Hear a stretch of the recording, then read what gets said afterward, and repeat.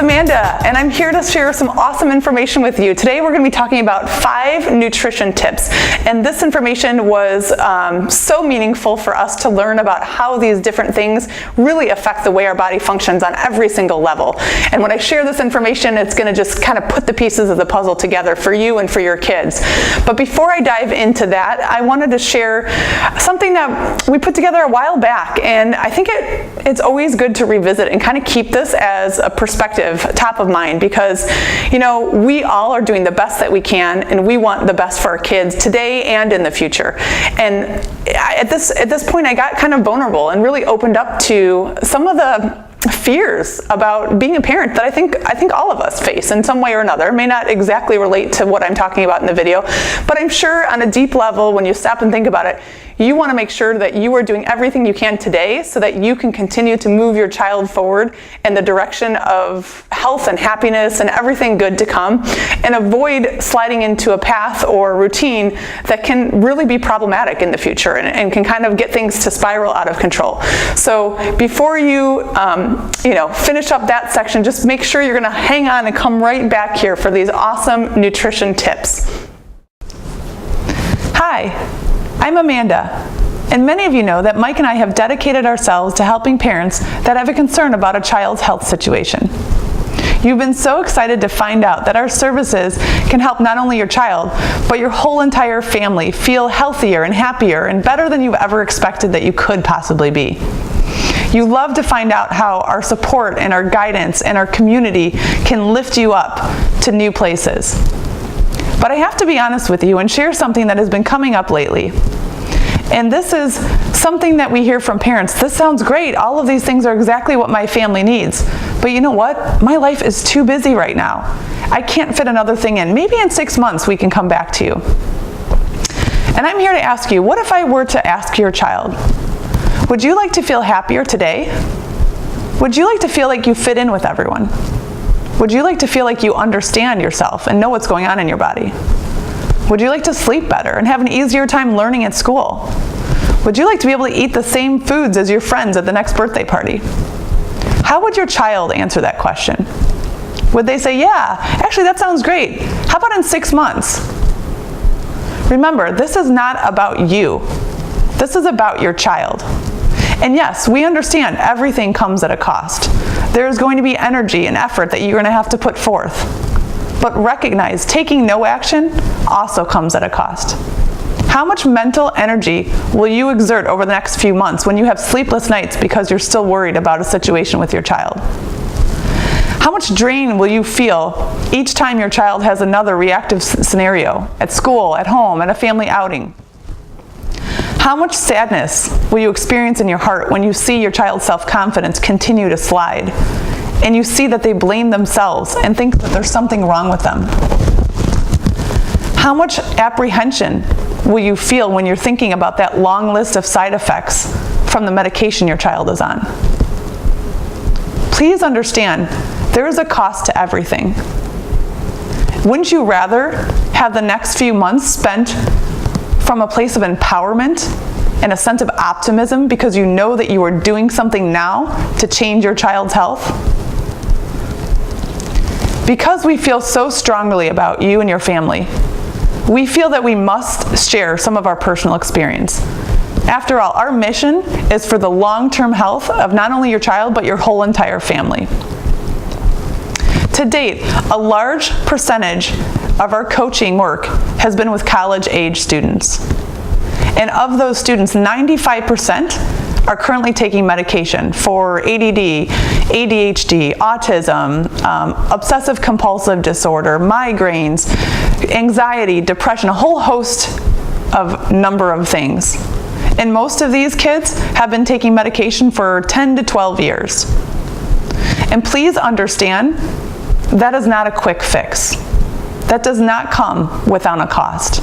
Now, I know this is a hot button topic, and I'm not suggesting that medicine is wrong. In fact, we have personal experience, and I completely understand the need for it for a period of time during an acute phase. But that is exactly it. It is a short-term solution. In order to help your child truly heal and truly get to a better place in life, They need to have a multifaceted approach to wellness. When we work with these college students, it is heartbreaking to see the impact, because while these medications turn down the feelings of stress and anxiety and fear that they experience, it also impacts their spark and their energy and their joy, their laughter in life.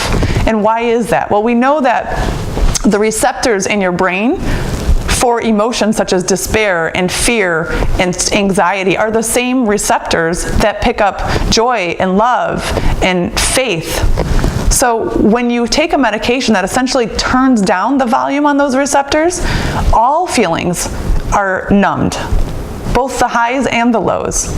And yes, like I said, we understand the need for that for a period of time in some situations, but that is not a way to go through life. Let me tell you a personal experience. My daughter, at one point when she was experiencing daily seizures, was taking 4 anticonvulsant medications simultaneously. And we saw how that changed her personality. This is a girl that has a razor sharp memory, can remember the details since she's been 2. But during those summer days, her life is very vague. That is not how you want your child to go through the rest of their life.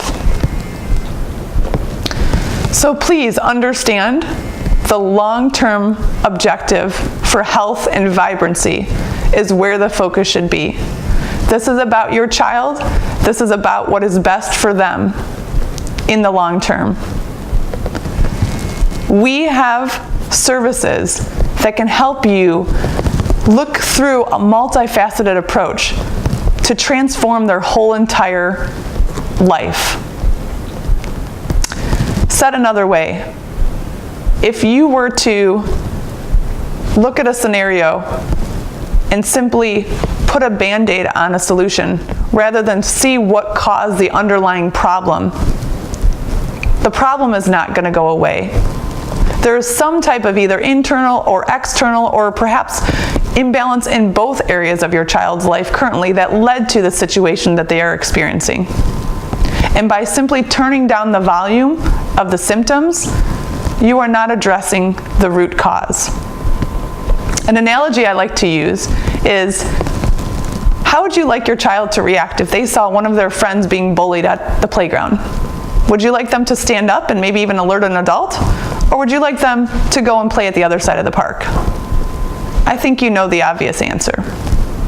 So I want you to remember, it's scary, and it can be overwhelming, but you have help and you have support. We understand. This is not about blame. This is about now you know, and now you can be empowered to take bold action for your child. So please, feel free to check out our website if you would like further information at hinmans.com. We are here for you, and we are here for your child. Okay, so thanks for bearing with. I know that can get a little heavy sometimes, and that's the stuff we don't like to think about, right? That's where I get, you probably saw, I get emotional, and that vulnerability is sometimes hard to bring to the surface. But the reality is it's there, and when we can let it out and just admit and acknowledge what it is, that helps us to move forward into a new direction. So let's dive right in with some awesome information about what are the key nutrients that every single human needs in order for their body to function well. I mean, so if you think about this, every single cell in your body is constantly being replaced. For example, our whole entire skeletal system is regenerated every 6 to 7 years, and the internal tract of our digestive tract is replenished in about 3 to 6 months. So it's kind of amazing how the human body really regenerates and rebuilds itself all the time. It's a perpetual basis. You can see this obviously when you look at your hair or your nails, but we don't necessarily stop and think about what that means. That's also happening on the inside. All of our organs are turning over and being replaced. All of our cells, all of our tissues, the skin, everything. So when we put information through food into our body, it's that information that is literally being used to build each new cell.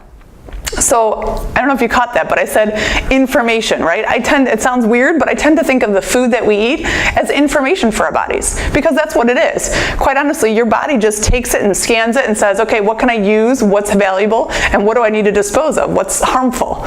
So the food that we eat quite literally becomes information for our bodies. And once we understand that, it becomes even more meaningful to put the best information in, right? So that you can have the best cells. I mean, think of the analogy of a car example. Would you rather have the inside of the hood, when you pop open the engine, look like a brand new sparkly Aston Martin engine?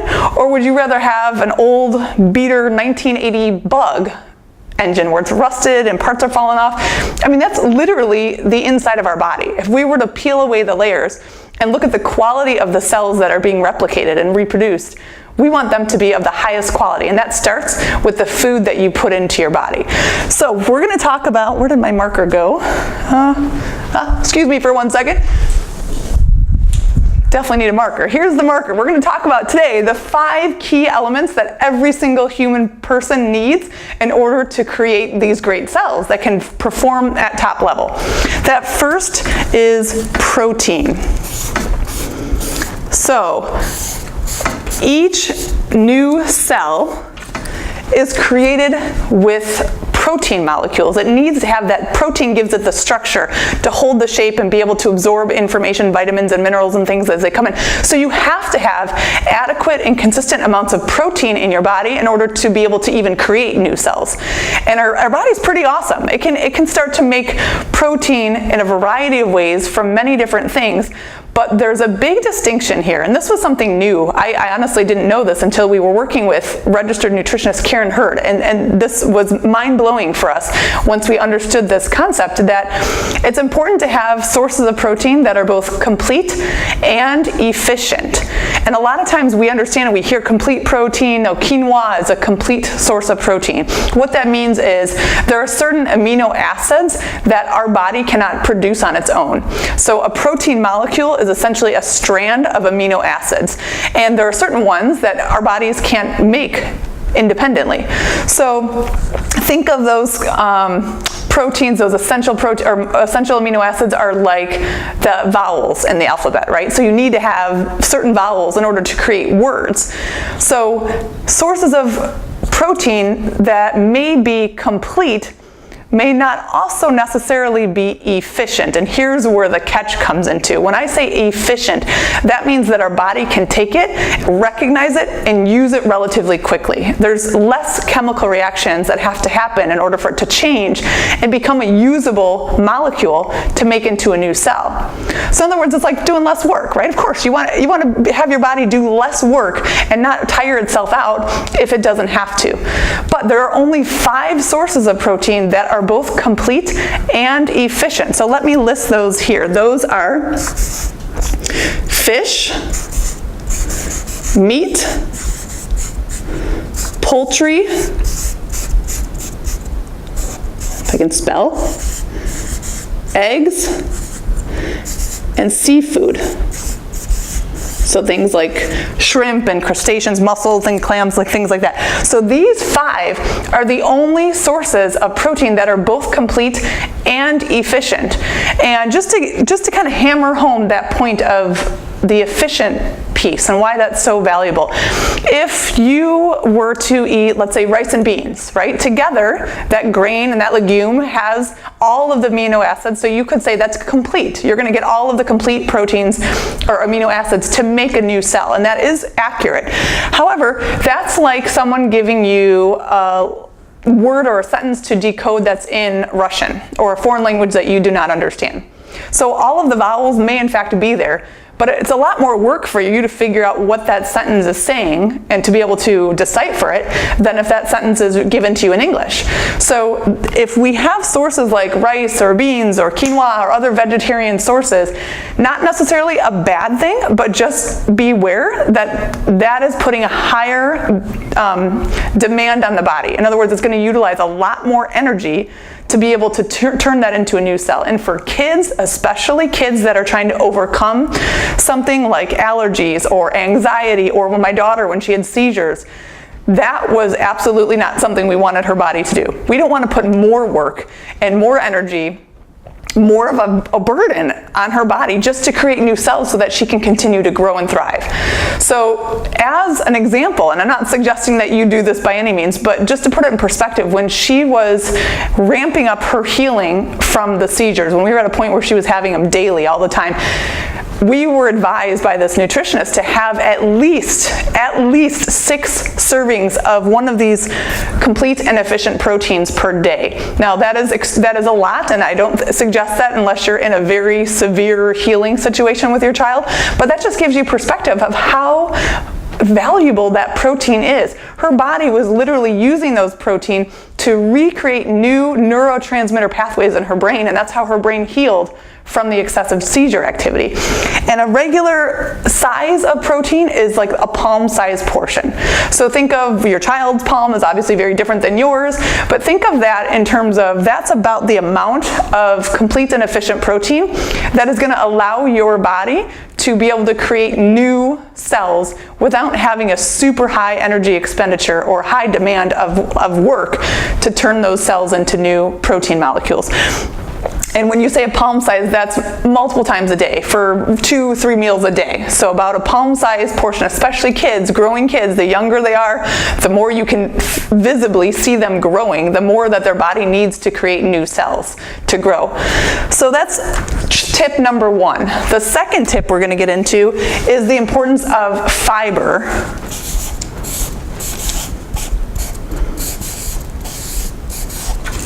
Okay, so fiber. Soluble fiber is something that for some reason is not really that obvious in the American cuisine. And many other cultures, pretty much every other culture around the world has some source of soluble fiber as a staple part of their menu, of their diet, of their cuisine. But America, for some reason, we don't. But the thing about soluble fiber is really impactful because it helps clean our blood supply. So to simplify what this means, your liver is an organ that takes all of the fat-soluble toxins in our body, everything that floats around our blood, things like toxins from our environment, pesticides or herbicides or antibiotics, things from the food that we eat that we don't, chemicals that we don't want to stay in our body. Also things like from the air that we breathe, in the air and the water that we consume, there's a lot of toxicity, things that are not intended to stay in our body. Those are intended to be removed from the body. Another huge piece of this is our own body's hormones. So our body is constantly excreting hormones and enzymes in order to make these chemical reactions happen. Things like adrenaline and cortisol and all of these hormones, also estrogen, progesterone, all of these hormones are floating around in our blood continuously. And when we have high amounts of those hormones, they can start to pile up. And if they're not removed from the body, they can become problematic because those hormones trigger chemical reactions. Again, to give a relatable example, and I'm not trying to tie everything to seizures, but this is just what is so familiar for me. Julia had excessive adrenaline in her body, and that led to overstimulation of the neurotransmitters in her brain. In other words, that adrenaline is a hormone that's supposed to turn on your body's life-saving skills. Think of the fight or flight or freeze. Like it intensifies your perceptions, it magnifies all of your sensory. So kids that have sensory integration challenges or feel very overwhelmed quickly, chances are they have high amounts of adrenaline in their body consistently. And why is this fiber so important? Well, because when that blood circulates through your liver can clean it up and say, oh, we don't need this much adrenaline, we don't need these toxins, we're going to get rid of it in the form of a bowel movement. However, the only way it actually leaves the body is when that liver creates a substance called bile. When the bile connects and sticks to soluble fiber. Because soluble fiber is the mechanism that then carries it out to the toilet. And if you don't have enough soluble fiber routinely in your diet, what happens is that bile, full of all the garbage, think of the garbage in your house, it's got all the junk you don't want sitting there. Eventually it's kind of hanging out, and if no fiber comes through the digestive tract to stick to it, it's going to go right back into the blood supply. It gets reabsorbed. So for many kids who have allergies, who have anxiety, who have sensory challenges, who have autoimmune conditions, that was the same case for my thyroid, These are problems because the blood supply is so overwhelmed with garbage that your body is saying, I want to get rid of this stuff, but there's no garbage man coming by to pick it up, okay? So the best source of soluble fiber is beans or legumes. So again, any kind of bean, kidney bean, black bean, garbanzo bean, cannelli bean, lentil bean, any kind of hummus, you can get creative. We even make pancakes and add bean flour to it. Anything that has roughly 5 grams of fiber per serving is a good amount to then help your body be able to rid that garbage out of the blood supply. So this is something that should be at least daily, if not a couple times a day, spaced out with your food and consumed, with meals or however you want to do it. But fiber is so important, especially if you start to see some of those whispers or those signals from your kids that there seems to be an imbalance or something is happening at a high level. Chances are that hormone response is not being cleaned out of the blood supply enough. All right, the third nutrition tip, the third key element that every body needs to work well are, I'm going to lump these together, vitamins and minerals.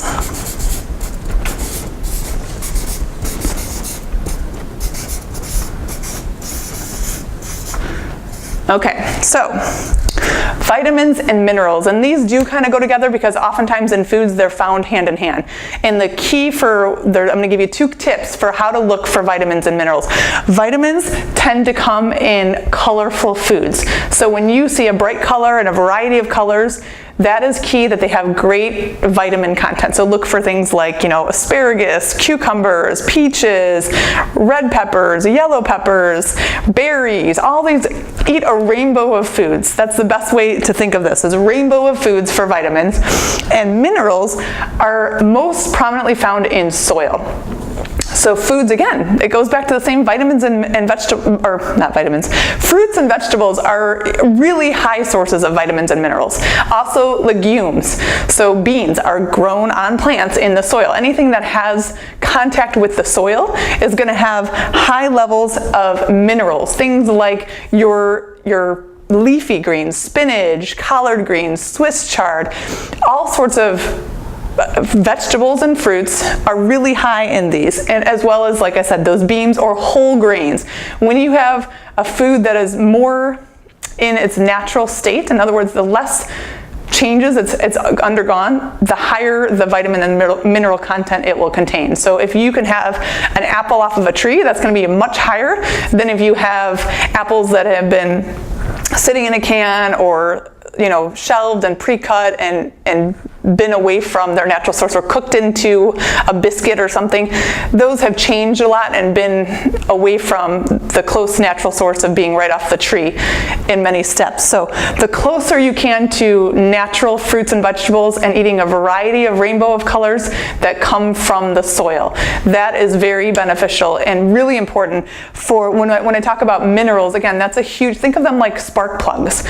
So in order for your body to be able to do all of these chemical reactions that trillions and trillions a day. I mean, everything from your heart beating, your lungs breathing, your arm moving, your eye twitching, every single thing, every single thought is a whole series of chemical reactions in order for that to occur.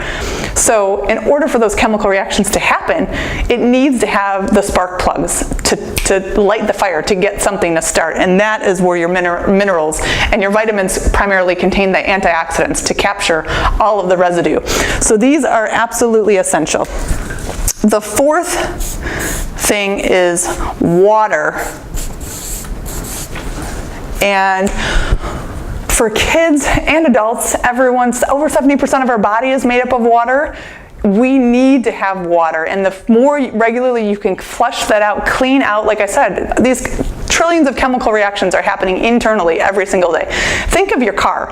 If you ran your car for trillions of miles every single day, you're going to have to flush out and clean the carburetor and clean all of these systems, right? Give it new oil. Otherwise, it's just, things are going to start to break down and malfunction. Water is kind of that consistent flushing, cleansing, stabilizing mechanism that our body needs. So the best sources of water are clean, filtered water, especially the sources that are free from chlorine and most importantly, free from fluoride. Fluoride is a binding agent that can really inhibit the uptake of a lot of these vitamins and minerals and other things that our body needs. Fluoride can get in the way of that. So if whenever possible, I know some localities have fluorinated water, you can install systems to clean and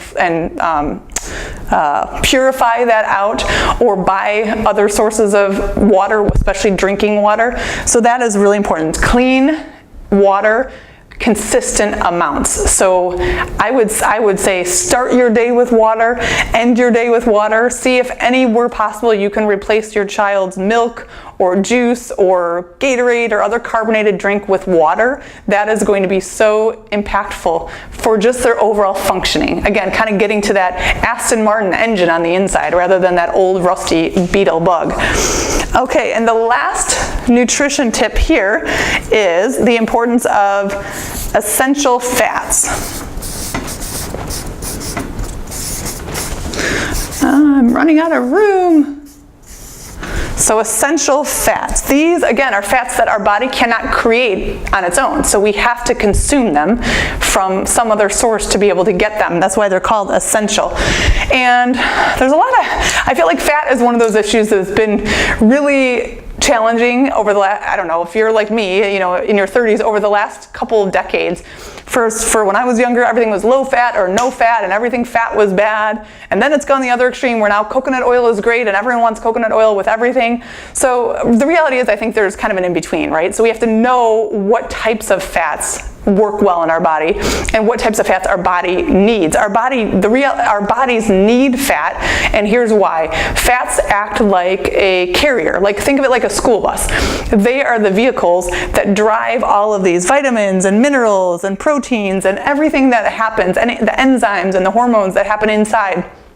They carry them around the body to all the different parts so that they can work, right? So when your adrenal glands create a hormone, adrenaline, or norepinephrine, they take those little molecules on fat cells and carry it up to where it needs to go to make your ears perk up so you can hear better, to make your vision sharpen and focus. So it's essential to have enough carriers, enough school buses to get all of the stuff to the parts that they need to go to work well.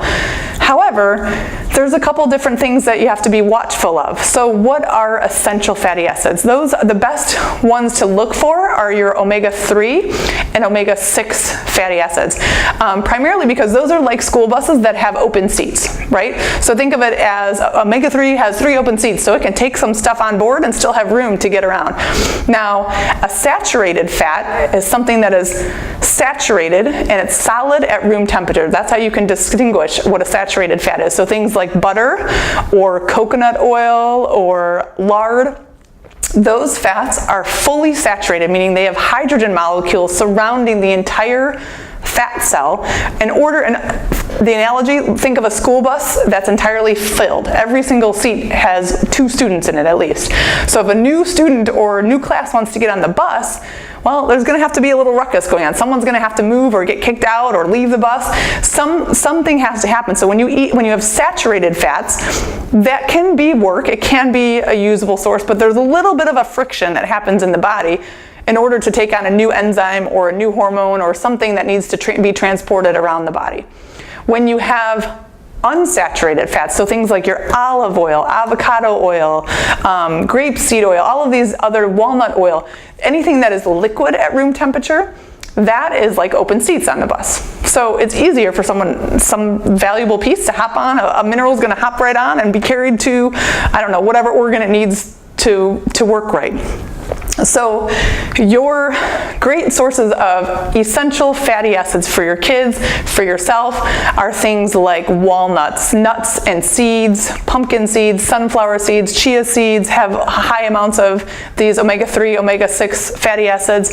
Also, Avocados are really good. Salmon is a great source of fish, great source of some of these omega-3, omega-6 fatty acids, and these are essential. Again, brain function relies heavily on the essential fatty acids because your brain is in large part made up of fat, and there's so many chemical reactions that happen in the brain to focus and to process.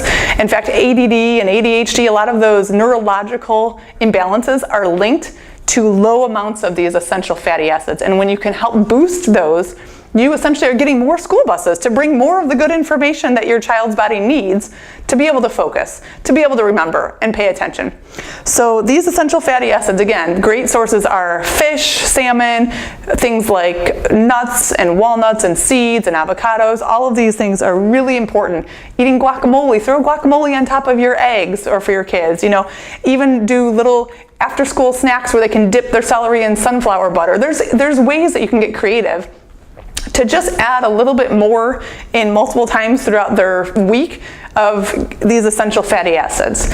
So I hope this training was valuable. I would love to hear what was most surprising for you, or maybe what's new information that you hadn't thought of, or maybe if you disagree. Right? This is all about an opportunity and presenting information, and if you find that your experience is completely different, I'd like to hear that too. So please leave your comments below, and we look forward to seeing you next time. Thanks.